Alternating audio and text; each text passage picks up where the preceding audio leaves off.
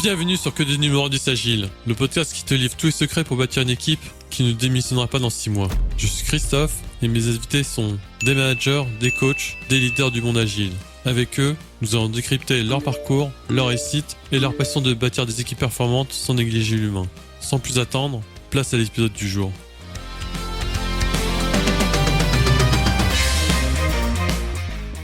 Vous en avez marre des rétrospectives de sprint ennuyeuses et inefficaces ? Découvrez Nitro, l'outil de rétrospective en ligne numéro 1 en France. Avec plus de 60 activités prêtes à l'emploi, vous allez enfin découvrir ce qu'est un moment d'équipe, ludique et efficace. En plus d'offrir la meilleure expérience de rétrospective, Nitro vous permet aussi de vérifier l'état de santé de votre équipe et de mesurer l'impact des plans d'action à travers le temps. Nitro rassemble donc tout ce qu'il vous faut pour aider votre équipe à s'améliorer en continu. Aujourd'hui, Nitro est adopté par plus de 40 000 utilisateurs à travers le monde et compte parmi ses clients L'Oréal, Decathlon ou Leroy Merlin. Je vous invite donc à essayer Nitro gratuitement dès aujourd'hui. Et je vous donne rendez-vous sur le site nitro.io/fr. Ça s'écrit Nitro, N-E-A-T-R-O. Plus d'informations dans les ressources de l'épisode.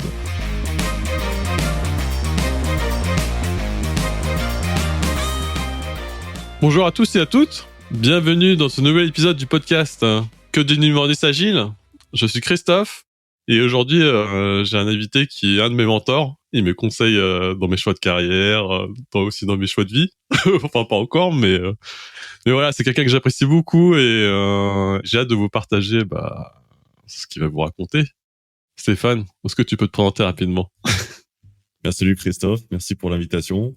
Eh bien, qui je suis ? Je suis donc Stéphane, j'ai 34 ans, j'habite à Lyon. Et je transforme les services d'État pour plus d'impact citoyen et d'engagement des acteurs. Pour y arriver, je m'appuie sur 3 choses. J'ai 10 ans d'expérience en direction de projet. Cette expérience, je l'ai eue pendant 5 ans en agence et en cabinet. Et ensuite, j'ai switché pour le monde de l'indépendance et ça fait 5 ans donc que je suis à mon compte. J'étais dans des grands groupes, dans des startups. Et maintenant, en fait, je suis spécialisé dans la transformation de services publics et je suis en mission pour les ministères des collectivités, de l'économie et de la transition écologique. Et à côté de tout ça, j'interviens aussi en école sur pas mal de thématiques autour du product, de l'organisation à échelle et de la culture DevOps. Et ça fait 25 ans que je fais de la batterie et des percussions. Ah, le mec, il utilise déjà la deuxième partie. Hein. Bah oui. Ok, Stéphane, je vais te lancer sur un thème, là. Comment on choisit son job ou sa mission de rêve ? 5 points. Depuis que je me suis lancé à mon compte, j'ai détecté 5 points. Déjà, le premier, c'est le contenu. Clairement, qu'on se lance à son compte ou qu'on ait plusieurs années d'expérience, ça va être un peu la réponse basique, mais c'est le contenu. Donc, qu'est-ce qui me fait lever le matin ? Quelles sont les compétences que je vais mobiliser pendant ma mission ? Comment est-ce que je me sens d'y arriver ? Mais d'un autre côté, est-ce que je vais apprendre dans cette mission pour continuer à grandir ? Voilà, ça c'est un des premiers points que je dirais. Le deuxième, c'est le TJ et le salaire, forcément, de la mission. En troisième, je mettrais le rythme. Donc, est-ce que tu préfères un temps plein ? Est-ce que tu préfères faire du 80% du temps partiel ? Est-ce que t'es team full remote au niveau du télétravail ou est-ce que t'es plutôt hybride ? Quatrième point, les personnes avec qui on travaille. Également, c'est souvent un match de personnalité. En fait, même si on travaille avec des monstres, au bout d'un moment, ça match ou ça matche pas. Et le fait de travailler avec des personnalités avec qui on a des affinités, ça fait partie de la mission de ses rêves, notre rêve, de mes rêves. Et en cinquième point, le sens. Et c'est ce que j'ai découvert dans ma mission actuelle, puisque maintenant, je me spécialise dans des missions qui ont un impact soit social, soit environnemental, uniquement. Ça marche. Écoute, si ça te va, on va essayer d'aller plus en détail sur ces 5 points. Ouais. Démarre déjà sur le contenu d'une mission, tu vois. Tu me dis, premier point, tu vois, c'est le contenu. Comment tu t'y prends avant l'entretien ? Avant l'entretien, il y a 2 choses. Il y a le fait de se préparer pour l'entretien et il y a le fait de s'assurer que la piste nous correspond. Donc, si on commence par est-ce que la piste me correspond ? Je valide plusieurs questions. Je valide déjà, on est dans le podcast des numéros 10 Agile. Donc, je vérifie déjà la maturité de l'entreprise. Tout le monde fait de l'agilité, tout le monde a des bonnes pratiques en place sur le papier. Mais derrière, il faut un petit peu préparer les bonnes questions et puis se renseigner, regarder un peu la réputation aussi de l'entreprise. Donc ça peut être sur Glassdoor, par exemple. C'est assez intéressant, il y a des bons indicateurs. Ça peut être aussi de checker sur LinkedIn les personnes qui y travaillent. Ça peut donner une bonne idée de la maturité. Et puis derrière, regarder un petit peu comment le produit est vendu sur les différents sites, sur les différents réseaux sociaux. Et une fois que je me suis assuré de ça, je pense que au niveau du contenu, on est bon pour faire quelque chose d'intéressant, sachant que tout dépend des personnes. Mais moi, perso, en fait, je recherche pas une boîte qui est 100% mature de ouf sur l'agilité. Moi, ce que je veux, c'est une entreprise qui veut progresser. Et même si on commence avec une équipe pas du tout agile, si on a l'appui de la direction, si on a l'appui de tous les sponsors, de toutes les parties prenantes, en fait, ça sent plutôt bon parce que ça veut dire qu'on ne peut que progresser. Et c'est ça que je recherche dans un contenu de mission. C'est quelle est la latitude pour qu'on puisse progresser en équipe sans se prendre des bâtons dans les roues par des directions ou des sponsors malveillants, par exemple. Ouais.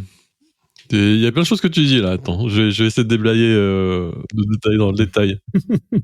Ouais, c'est super important déjà de regarder un peu ce que fait l'entreprise sur Internet, voir déjà si entre guillemets la marque employeur et comment elle est, et aussi comparer pendant l'entretien, te poser des questions si le discours à l'extérieur est le même que lors d'entretien, parce que on va dire les choses, Stéphane. Hein. C'est comme partout, tu vois. Il y a des menteurs, il y a des gens qui font les beaux, tu vois, et je suppose que t'es comme moi, dans tes valeurs, tu veux travailler avec des gens qui sont transparents et qui mentent pas, tu vois. Donc ça, c'est le premier truc, tu vois. Le deuxième truc, c'est t'as parlé de maturité des équipes, tu vois. Clairement, moi j'aime bien les personnes qui me disent direct. C'est ça mon problème en ce moment, tu vois. C'est pour ça que je recrute une personne pour cette mission-là. Comment justement tu travailles un peu ces questions-là pour avoir le détail justement de ces missions-là? Les questions à poser en entretien. Donc déjà, avant de poser les questions, c'est de savoir les questions qu'on nous pose, en fait, pour savoir comment on aborde mon métier. Est-ce que mon métier est suffisamment connu? Je n'attends pas de quelqu'un qui me prenne en mission, qui maîtrise suffisamment tous les concepts agiles et toutes les compétences clés, mais j'attends une philosophie, j'attends un mindset, j'attends des valeurs. Et si déjà les questions qu'il me pose ne correspondent pas à mes compétences et à ce que je veux, c'est mal barré, clairement. Exemple tout bête que j'ai eu, c'est en tant que Scrum Master, comment tu vérifies la productivité de l'équipe, quoi. Ah oui, ça c'est red flag. C'est le rapport au chat. Ok, donc là, après à creuser, parce qu'il y a peut-être de la réassurance des sponsors, peut-être que c'est juste un test pour avoir, mais un petit warning qui se déclenche. Et après, une fois que il me propose de poser des questions, donc c'est la composition de l'équipe. Donc est-ce que la taille de l'équipe, est-ce qu'il y a un product owner dédié dans l'équipe, est-ce qu'il y a déjà un ou plusieurs Scrum Masters qui s'occupent de la facilitation et de l'animation de tout ce dispositif, est-ce qu'il y a des coachs agiles, est-ce qu'il y a également les ops qui sont intégrés dans les réflexions, quelle est les silos dans les entreprises, en fait. Ma question serait comment vous communiquez l'avancée des produits auprès des différents services de l'entreprise. Là, ça permet un peu de voir si les murs sont pétés ou pas. Et après, la question fatidique, en fait, un tiers des projets qui soient agiles en cycle en V, raison d'échec, c'est le fait que le métier ne participe pas au produit. Donc ma question c'est ça, c'est que est-ce que j'aurai des référents métiers à ma disposition et où est-ce qu'on me laisse la latitude d'aller voir les clients et où mes utilisateurs? Si la réponse est oui, c'est plutôt bon signe, ça veut dire qu'on pourra faire du bon job.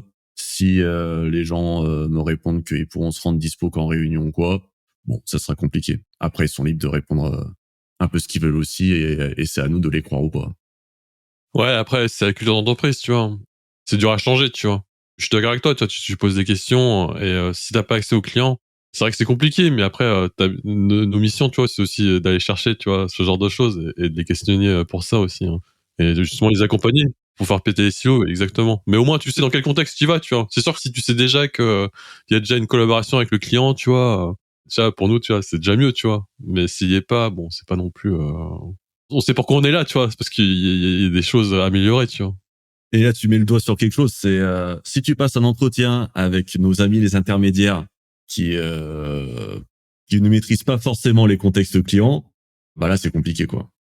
Ouais, il y a ça aussi, tu vois. Ça dépend aussi des interlocuteurs, ouais. Donc ça c'est red flag par exemple. Hein. Si j'ai pas accès au client final et puis qu'on me demande de passer un entretien, au début t'es obligé parce que t'as faim et tu charges des missions. Si le premier entretien c'est juste un entretien de qualif pour savoir si tu matches ou pas, c'est next. Maintenant c'est que des clients finaux.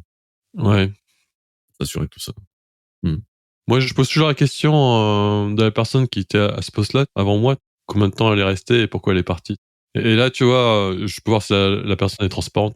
Là, je me rappelle d'une mission où, direct, la personne m'a dit, là, ça fait 3 Scrum Masters là qui restent pas plus d'1 an, tu vois. Donc déjà, j'ai fait ah, mais au moins j'aime bien la transparence.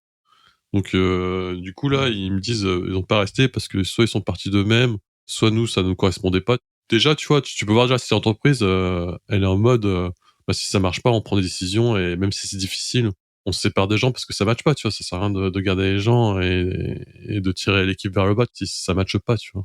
Donc ça, tu vois, ça c'est déjà pas mal. Et oui, et puis après, si ça se passe pas, c'est transparent. J'aime bien, tu vois, il y a des difficultés. De toute façon, on n'est pas dupes, tu vois, si on est là, c'est que forcément, il y a des problèmes, tu vois.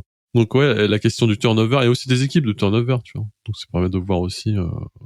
Après ça, tu vois, je le vois comme, alors peut-être moins maintenant, mais je le voyais au début comme un challenge, tu vois. C'est genre, il y a un gros turnover de ouf, ça veut dire que le moral, il est à zéro, ça veut dire que toi, t'arrives un peu en mode, un peu le syndrome du sauveur, quoi. Tu te dis que tu peux peut-être aider les gens à mieux, à mieux vivre leur expérience, parce que si on a qui partent, il y en a aussi qui restent.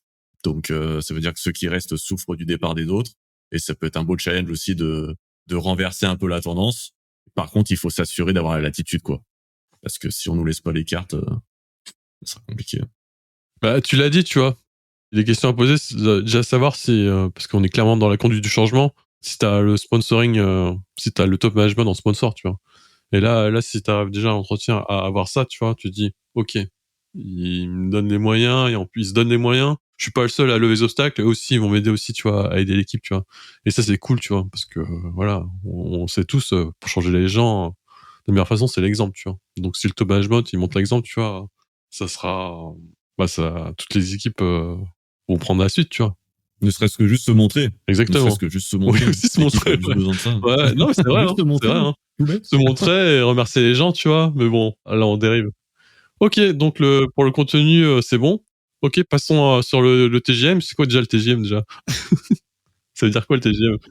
Alors le TGM, donc toujours moyen. Donc c'est le temps qu'on facture pour une journée de travail. Dans nos métiers, par exemple, moi quand j'ai commencé, j'étais à 450, maintenant je suis à 700. Et forcément, quand tu commences, tu demandes pas le même TJ que quand t'es expérimenté. Mais déjà, je pense qu'il y a un truc à savoir. Donc peut-être pour les personnes qui se lancent, c'est pas de, on se pose souvent la question de à combien je peux me vendre. Je pense que la vraie question, c'est à quel prix je suis prêt à mettre à mon compte et à prendre le risque de mettre à mon compte. Quelle est la rémunération que j'attends de cette prise de risque pour me sentir à l'aise dans ma décision. Je pense que c'est ça. Ça doit pas être déconnant versus le marché, mais je pense que c'est comme ça qu'il faut l'aborder. Et là-dessus, petite anecdote sur mon lancement d'activité, en fait, j'avais le choix entre un CDI et une mission de freelance. Et pour comparer en fait la rémunération, j'ai pris mon TJM de ma mission, donc c'était une mission de 3 mois, et je l'ai converti sur un salaire de 12 mois pour pouvoir comparer le salaire, ma proposition de CDI et cette mission-là. Et résultat des courses, le CDI me proposait 2500 euros net et la mission, charge déduite, me rapportait 2000 euros sur 12 mois, alors que j'en travaillais que 3. Donc en fait, c'est comme ça pour moi qu'il faut analyser la situation pour se lancer ou pas et fixer son TJ. Et après, par la suite, c'est on est un peu maître de notre propre carrière quand on est à notre compte.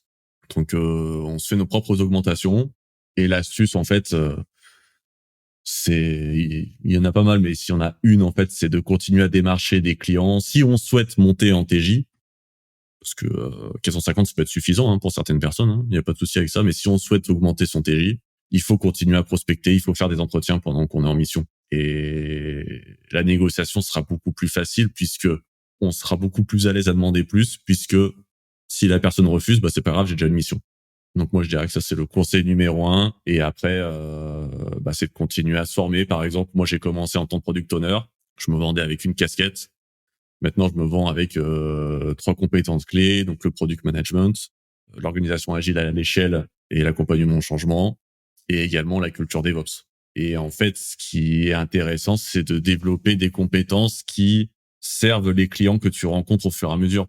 c'est d'étudier en fait les besoins de nos clients et ce qu'on détecte sur le marché. On va arriver avec une compétence sur le marché, mais ce qu'il faut, c'est être à l'écoute pour développer d'autres compétences qui permettront de servir celles que tu maîtrises déjà tout en proposant d'autres. Et derrière, petit à petit, tu progresses. Et après, t'es satisfait de ton TJ et tu mets ton activité de freelance au service de ta vie et pas l'inverse. Ouais. Moi, sur la question d'argent, tu vois, il faut que après le démarrage de la mission, c'est plus un problème, tu penses plus en fait. Ça tombe sur ton compte, tu vois, tous les jours, tu vois, enfin tous les mois, tu vois. Il faut que ce soit un non-sujet en fait.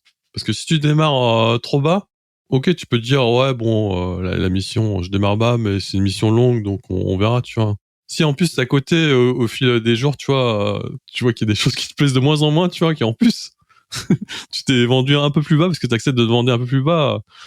Là déjà la charge mentale, ça va pas, tu vois. Pour moi, il faut que ce soit réglé dès l'entretien et dès le départ, comme ça c'est un non-sujet. Et quand il y aura d'autres obstacles, d'autres problèmes, c'est plus dedans en fait, c'est plus dedans. T'y penses plus, tu vois. Donc il y a ça. Et est-ce que t'as des techniques quand t'as des gens qui essaient de négocier ou de rabaisser le prix que tu proposes? Est-ce que t'as des techniques genre ok, bah le prix est trop haut pour vous, je peux vous conseiller un junior à ma place, hein. Est-ce que tu styles l'ego, tu vois? Est-ce que t'as des techniques comme ça? Ah, ça, c'est pas mal. La technique, en fait, c'est de préparer, en fait, sa stratégie de prix. C'est d'avoir deux prix, un prix d'appel et un prix plancher.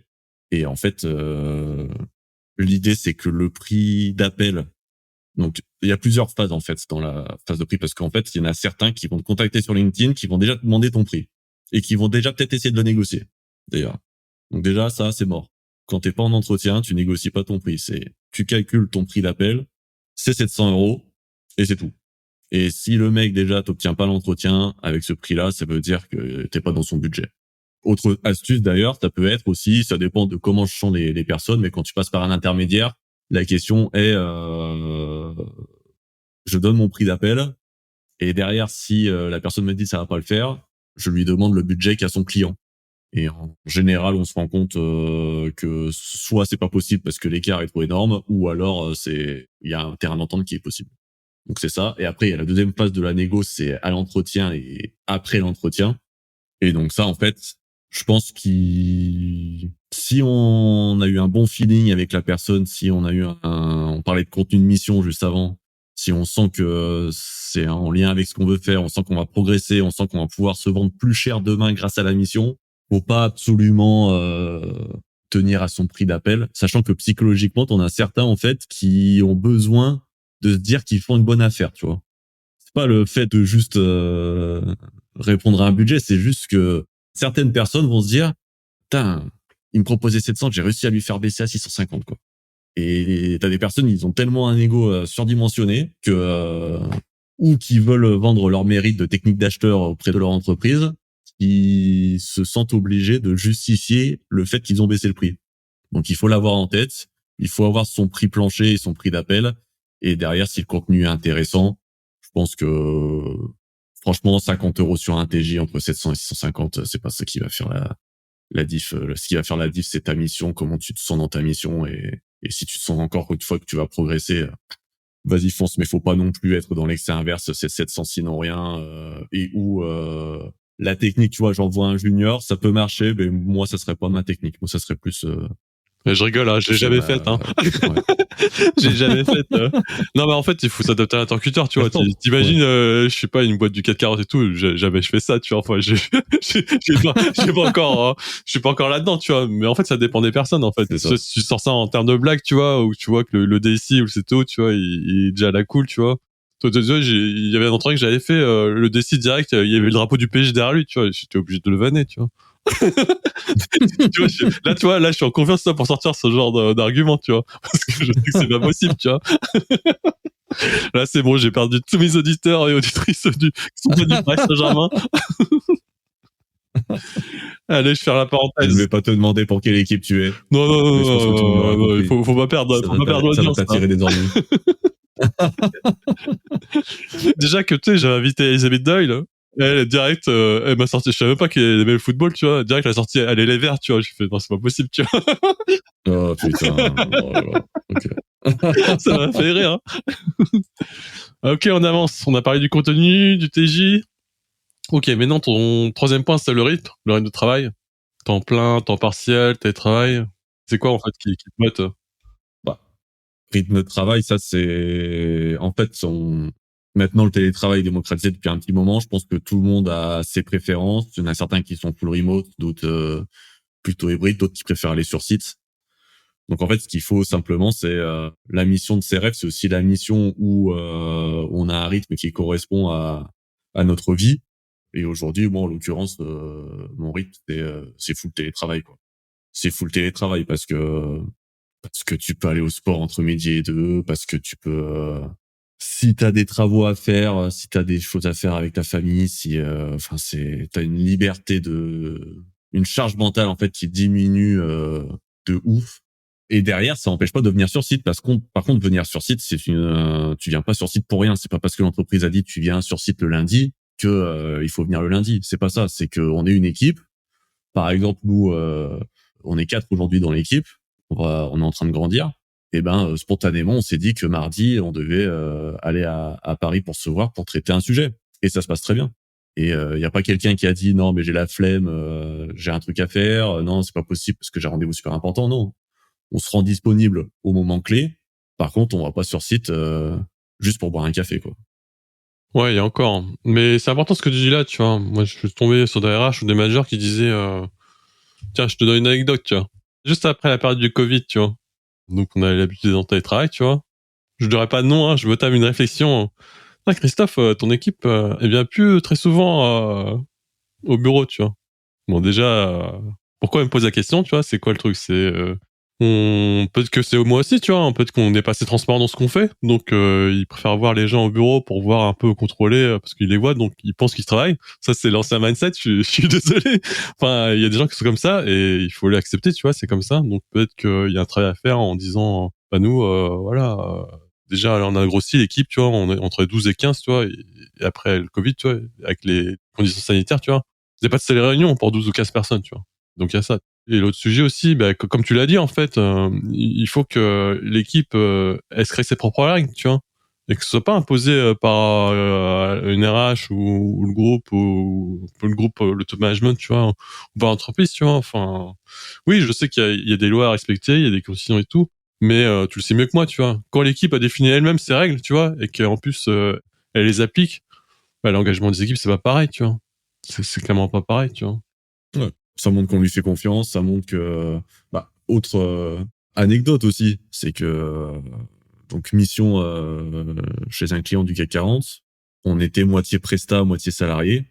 Et après le Covid, donc retour au bureau. Et ok, presta, franchement, on fait du bon taf, les gars. Franchement, c'est cool ce que vous faites. Par contre, vous reveniez sur site parce que les salariés vont être jaloux de votre statut.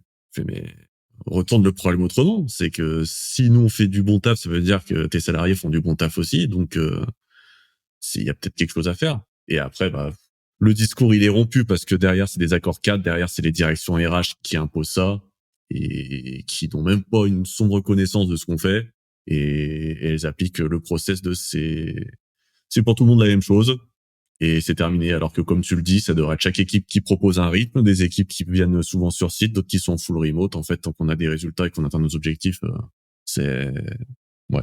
Mais là, on va partir sur un débat full télétravail versus Ouais, site. on va Donc, pas je y pense aller, que hein. On va pas y, on on va pas y on aller. va pas y aller. De toute façon, j'ai déjà fait l'épisode avec Elisabeth Doyle, mais tu reviendras si tu veux qu'on en reparle, tu vois. Je vais juste finir C'est ça. sur Mais en tout cas, la mission de mes rêves, pour moi, c'est une mission full remote ou qui correspond à mon rythme de vie. Après, bah, libre à chacun de définir son rythme. Est-ce que c'est un jour sur site par semaine? Est-ce que c'est un jour sur site par mois? Est-ce que ça fluctue? Bah, à chacun de définir. Et après, l'autre partie, c'est aussi, bah, est-ce que tu préfères du temps plein, du 80% ou du temps partiel? Et puis ça, bah, ça correspond à ta vie et ta situation de famille. Donc moi aujourd'hui, j'ai trouvé mon rythme, c'est du 80%. Franchement, le 80%, c'est fou parce que tu travailles 4 jours et derrière, tu as un jour pour faire toutes tes démarches administratives, rendez-vous chez le médecin, faire des trucs. Et en fait, tu fais pas ça dans un coin ton bureau pendant ton taf et ça te crée de la charge mentale parce que tu taffes. En même temps, tu te dis qu'il faut que tu ailles faire ça faut que tu prépares ton rendez-vous pour aller chez le médecin. Enfin bon, bref, tu te concentres sur un jour, tu fais ça et tu te sens beaucoup mieux et surtout tu es plus productif. Et après, ce que je fais aussi en ce moment, c'est de lisser mes 4 jours, mais sur 5 aussi. Donc, ça fait des journées moins chargées et ça me permet d'être plus à l'aise sur mon rythme de travail. Mais encore une fois, c'est à chacun de... En fait, ce qu'il faut, c'est tester des rythmes différents. J'ai testé du full site avant le Covid. J'ai testé du full télétravail. J'ai testé du temps partiel. J'ai testé du temps plein. Là, aujourd'hui, pour moi, c'est 80% et full remote. Ouais. Je vais revenir sur un truc que tu as dit tout à l'heure qui était intéressant. Du coup, ça raccroche avec le 4e point. Pour ton choix d'une émission, c'est aussi les personnes avec qui tu travailles. Avant que je te redonne la parole, tu vois, tu as dit un truc important tout à l'heure. Tu avais dit, oui, il faudrait que vous reveniez parce que sinon, les salariés vont être jaloux, tu vois, vis-à-vis des prestats ou des freelances, tu vois. Et tu vois ça, moi, quand je prends une équipe en main dès le départ, tu vois, je le note direct. Tu vois, notre job, tu vois, c'est de briser le silo avec le client et le métier, tu vois. C'est aussi briser le silo entre les prestats et les salariés. Parce que moi, je veux bosser avec une équipe, tu vois, où chacun mouille le maillot, tu vois, pour l'équipe, mais aussi fasse la passe et dans l'entraide, tu vois, quel que soit le statut, tu vois. Tu sais mieux que moi, tu vois, les équipes qui dépotent, c'est les équipes où il n'y a pas moi ou je, tu vois. C'est le collectif, on sacrifie, tu vois, enfin, sacrifie, on mouille le maillot pour le collectif, tu vois, et oui, on a des objectifs personnels, mais il faut que ce soit lié sur l'équipe et sur le collectif, tu vois. Et ça, j'ai du mal à le mettre en avant, mais je devrais le mettre plus en avant vis-à-vis du top management ou des clients, tu vois. Il n'y a pas de silo entre salariés ou prestat, tu vois. C'est vraiment, on est en équipe, tu vois. On est là pour vous servir et délivrer le meilleur produit. Et c'est super important, tu vois, de passer ce message-là, tu vois. Et j'irai même plus loin, c'est que tout le monde partage les responsabilités de tout le monde. C'est pas juste le PO qui est garant de la roadmap et qui est garant de prioriser des features à forte valeur ajoutée. C'est la responsabilité de toute l'équipe. Quand j'interviens en mission, c'est la première réunion. C'est première thématique, c'est que l'agilité, c'est quoi? C'est que on n'a pas tous chacun des périmètres de poste. On fait tous partie du même bateau, on travaille à un objectif commun. Et moi, en tant que PO, je ne suis pas tout seul à avoir la responsabilité de la roadmap. Toi, en tant que dev, on te donne le droit et même, enfin, c'est ton devoir de dire au PO que tu priorises une mauvaise fonctionnalité pour expliquer les raisons, pour les expliquer. Mais je trouve que c'est pas cohérent parce que pour moi, il faudrait faire plutôt ça. Et à l'inverse, quand on a des devs qui pensent qu'ils font fonctionner d'une manière précise, je pense que, alors c'est important de les laisser dans le comment, bien sûr, hein. Il faut pas interférer là-dedans. Par contre, le comment dans l'organisation, je pense que c'est intéressant que toute l'équipe aussi s'y attelle. Est-ce que c'est de la rédaction de tâches? Est-ce que c'est le raffinage? Est-ce qu'on le fait sur site? Est-ce que on le fait pas sur site? Voilà, toutes ces questions-là, en fait, c'est des questions d'équipe et c'est pas des questions de périmètre. Et ça rejoint ce que tu dis aussi sur salarié freelance. En fait, quel que soit ton statut, mais même quel que soit ton métier, on s'en fout en fait. C'est on a une tâche à faire, tout le monde est au service d'eux. Si le PO est malade, bah, potentiellement c'est des devs qui reprennent le relais. Si c'est des devs qui sont malades ou des UX UI ou des profils Ops, et ben c'est l'équipe qui essaye de se dépatouiller. Et c'est en inculquant ça que derrière, on aura des résultats magnifiques, quoi. C'est pas évident à mettre en place et c'est un message à rabâcher surtout à la direction. Mais si la direction s'intègre et participe régulièrement aux événements qu'on peut proposer, je pense que ça fait partie de l'accompagnement au changement et on peut voir que du positif après. Ouais. Et tu vois, il y avait des missions, tu vois, où j'avais des managers, tu vois. Là, il me dit, ouais, l'équipe là, moi, je veux une équipe, tu vois, où il y a pas de problème, tu vois. Mais moi, tu vois, ok, il faut pas qu'il y ait des problèmes vraiment où ça ternisse sur l'ambiance du travail et tout. J'entends, tu vois, c'est normal. Enfin, personne ne veut de ça, tu vois. On se lève pas tous les matins pour aller au boulot pour aller souffrir, tu vois, avec des engueulades ou je sais pas quoi, tu vois. Mais nous, notre taf aussi, tu vois, c'est de mettre le cadre pour que les gens puissent débattre, en fait. Moi, je veux pas avoir une équipe de bisounours où tout le monde est d'accord, tout le monde est gentil, tu vois. Il y a des problèmes, mais ok, bah, je regarde par terre, et de toute façon, je laisse couler. Non, non, les meilleures équipes, tu vois, qui dépotent, tu vois, c'est quand ils sont pas d'accord, tu vois. Mais c'est comme dans un couple, en fait, tu vois. C'est si t'es à quelqu'un et que c'est ton miroir, où c'est toujours, il y a pas de problème, tu vois. Enfin, ouais, tu t'ennuies, tu vois. Et en plus, t'as pas les débats pour amener à la créativité, parce que il y a ça aussi, tu vois. Dans les équipes, tu vois, dans les gens avec qui tu travailles, tu vois. Je pense que t'es comme moi. Tu veux pas être un exécutant, tu vois. Tu veux avoir le droit, bah, de proposer des choses. T'as le droit de te vautrer, tu vois, mais t'as pas ton collègue ou je sais pas qui va te dire, ah, tu t'es vautré, c'est la honte, je sais pas quoi. Tu veux, c'est le droit à l'erreur, tu vois. Donc, avoir le droit à l'erreur, aussi le droit à débattre. C'est important de pas être d'accord, tu vois. Parce que quand t'es pas d'accord, quand les individus sont pas d'accord, tu vois, au final, tu vois, Si elle vote pour une solution, voilà, c'est un peu la démocratie, tu vois. La vie est plus belle, tu vois, dans la vie d'équipe, tu vois. Enfin, c'est comme ça que les idées novatrices émergent, tu vois. Enfin, moi, c'est surtout ça que j'ai vu dans les dernières années.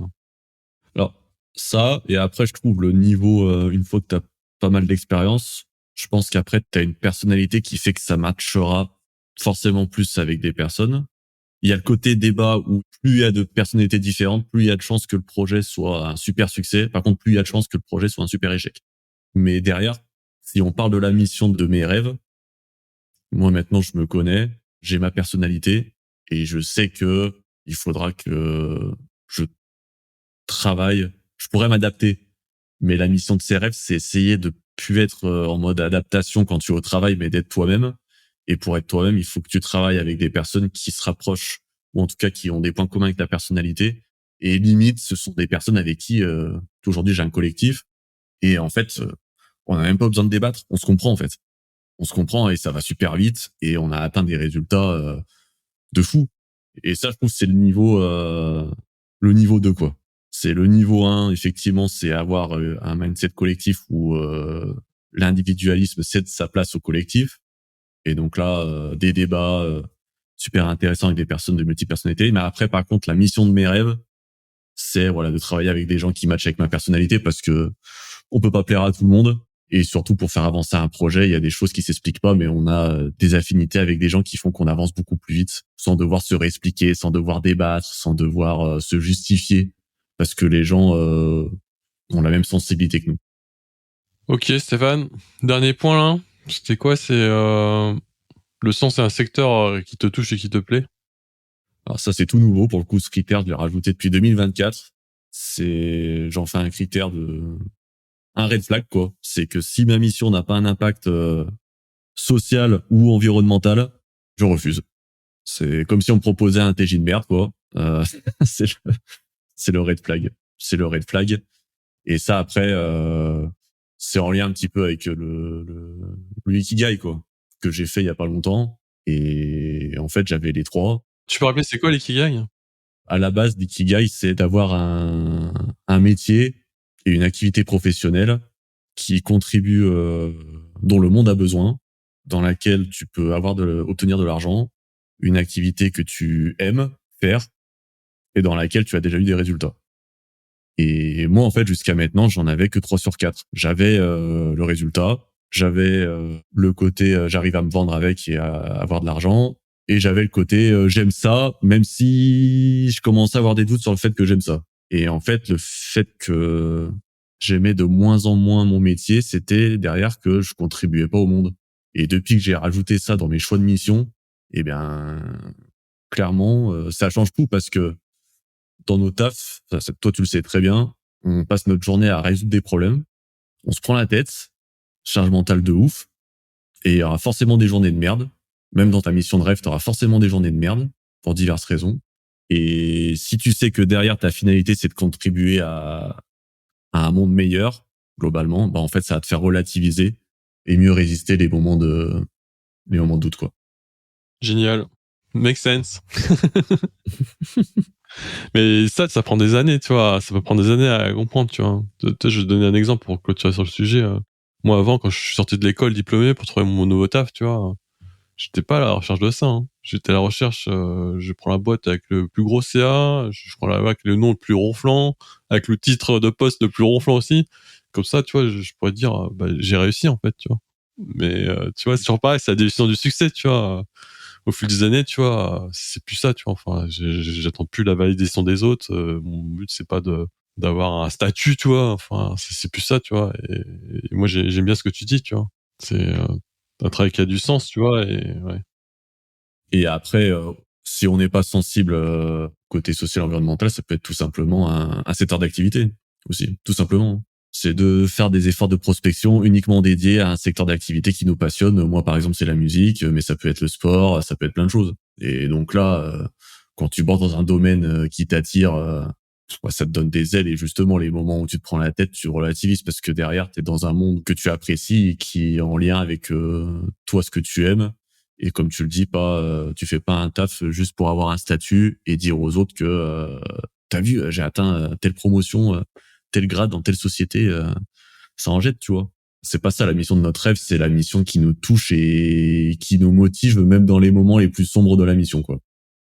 Ok Stéphane, on va clôturer sur le sujet. Est-ce que tu as des trucs qu'on a oublié de parler et que tu voulais rajouter brièvement là, ou c'est bon? Non. Ok, bah on va direct à la deuxième partie du podcast. Les petites questions que je pose sur ton état d'esprit et sur ton rythme de vie. Hein. Je vais essayer de pas te coincer. Hein. Le but, c'est que tu nous racontes, tu partages un peu comment t'es. Est-ce que tu as une habitude que tu ne dis à personne? C'est que je danse dans mon salon tous les jours pour fêter quelque chose. Voilà, là c'est ma victoire de la journée en fait. Je mets une musique et je danse dans mon salon 5 minutes, c'est mon délire. Et avant, quand il y avait un passant qui passait, hop, je me calmais, je me rasseyais dans le canapé. Et là, en fait, c'est mon exutoire un peu. Donc c'est un peu ouais, je sais pas si c'est une attitude un peu chelou, mais ouais. En ce moment, je fais beaucoup ça. Ouais, ça veut dire que tu sais, même les petites victoires, tu vois, et je pense que c'est sain pour l'esprit et pour le cœur, tu vois. Et c'est tout à ton honneur. Hein. Mais bon, je ne jugerai pas. Ok. Est-ce que tu as un plaisir coupable? Plaisir coupable, je dirais l'argent dans le sens où j'ai beaucoup travaillé sur mon syndrome de l'imposteur. Tu vois, je parlais du fait d'avoir du sens dans mes missions et d'avoir un enjeu social et de contribuer à un meilleur monde. Mais ça n'empêche pas aussi je pense, d'aimer l'argent et d'avoir des ambitions. Et ça, je dirais que c'est un peu un plaisir que je dis coupable par rapport au fait que ça me gêne un peu. Mais petit à petit, je l'assume et je pense que c'est important parce que on peut sauver les autres, mais il faut aussi se sauver soi-même. Et comment tu utilises ton argent? Je dirais la règle, en résumé, c'est un tiers, un tiers, un tiers. Je dirais c'est un tiers pour les charges de vie communes que tout le monde a, emprunt, remboursement d'emprunt ou loc, bref, les charges de la vie courante. Un tiers de budget pour se faire plaisir. Donc moi, mes budgets plaisir, c'est par exemple prendre des Airbnb et faire du tourisme en France et aussi un petit peu en Europe. En tout cas, j'ai quelques projets. Et après, un tiers d'investissement parce que justement, l'argent permet de se protéger soi-même. Il faut se protéger et préparer son avenir financier parce que personne ne s'en occupera à notre place. Donc, ça serait ça. Tu me parles des Airbnb bah, ailleurs où tu vis, là? Là, tu vis à Lyon, c'est ça? Ouais, là, je vis à Lyon et en fait, pour la petite histoire, j'ai ma petite valise qui est prête à tout moment. Et donc, j'ai 3 appartements Airbnb. Et en fait, les locs sont ouvertes. Donc là, je suis chez moi à Lyon. Il se peut qu'une réservation tombe à tout moment pour ce soir. Et en fait, eh bien, je suis prêt à partir. Et en fait, je trouve ça fou parce que tu as un sentiment de liberté incomparable dans le fait que tout est dans ta valise. Et si quelqu'un réserve son appart, tu te dis, oh putain, parfait, je vais pouvoir partir quelque part, où est-ce que je vais partir? Et ça, c'est mon petit kiff du moment. Je sais pas si ça va durer, mais pour l'instant, ça marche plutôt bien. Et c'est quoi les décisions qui te donnent envie en ce moment? C'est génial ce que tu racontes là. C'est la première fois que j'entends ça, tu vois, et je me dis, qu'est-ce que je pourrais kiffer ça, tu vois? Après, tu vois, j'ai plein de croyances limitantes, toi. J'ai plein de chaussures, j'ai plein de mangas, j'ai plein de jeux, j'ai des collections de ouf, tu vois. Faudrait que je mette ça dans une pièce scellée, tu vois.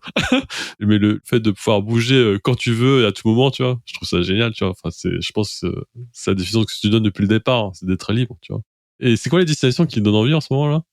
Ah bah là, en ce moment, je suis sur Barcelone, ça me donne bien envie. Je suis en train d'essayer de me rapprocher d'un endroit. J'aimerais bien avoir un pied-à-terre en dehors de Lyon et Paris. Parce que je mange souvent aussi à Paris pour la mission, mais l'idée, ça serait de trouver un pied-à-terre. Je suis parti en Arménie à Erevan, qui était mon deuxième plus grand voyage. Et super cool. Par contre, je me suis rendu compte que la destination que je choisirais plus tard ne doit pas être aussi loin comme l'est l'Arménie, même si ça rejoint ma culture et mon historique et que j'ai kiffé ça. Pour y vivre plus régulièrement, c'est compliqué parce que, bah, par exemple, là-bas, pour faire mes courses, j'ai confondu, rien n'était traduit soit en anglais, soit en français. Et au lieu d'acheter du fromage blanc, j'achetais de la crème fraîche, quoi. Donc le dessert était un peu compliqué. Et derrière, je me suis dit, bah, il faut que je trouve un endroit cosmopolite, du soleil. Et en parlant autour de moi, j'ai coché la case Barcelone. Et je pense que ça va être ma prochaine destination. Et après, est-ce que ça va le faire ou pas, j'en sais rien. Mais je sens que je m'en rapproche petit à petit. Ok, ça marche, Stéphane. On arrive à la fin. Où est-ce qu'on peut te joindre si on veut discuter avec toi ou bosser avec toi? Bah, directement sur LinkedIn. Pas hésiter à m'envoyer un petit message et puis je suis prêt à répondre à pas mal de questions, que ce soit des freelances qui se posent un peu des questions sur leur avenir, ou même peut-être des écoles et des clients qui seraient intéressés par mon profil. Je répondrai bien sûr avec plaisir. Ça marche, Stéphane. Pour le mot de la fin, moi, je tiens à te remercier. C'était une très belle rencontre grâce à LinkedIn encore. Moi, je le répète, moi, je poste sur LinkedIn, j'ai pas de trucs à vendre. Au moins pour l'instant, tu vois.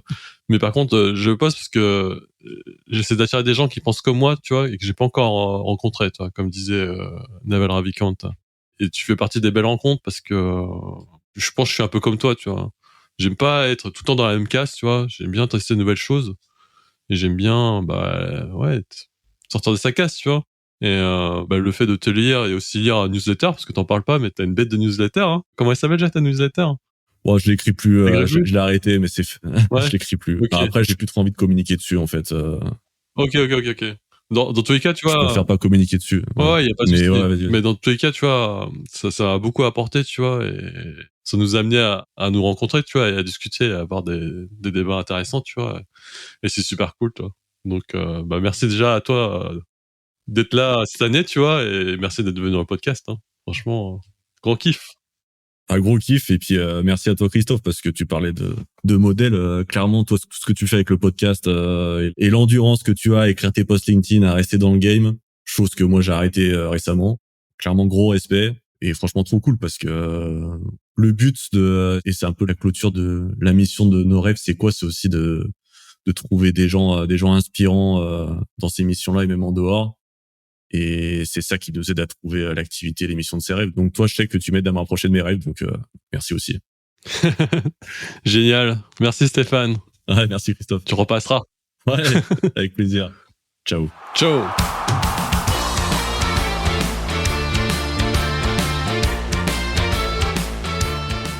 Si l'épisode vous a plu, n'hésitez pas à mettre 5 étoiles sur Apple Podcast et Spotify. Ça m'aiderait énormément pour la diffusion du podcast. Je vous remercie pour votre temps et à bientôt.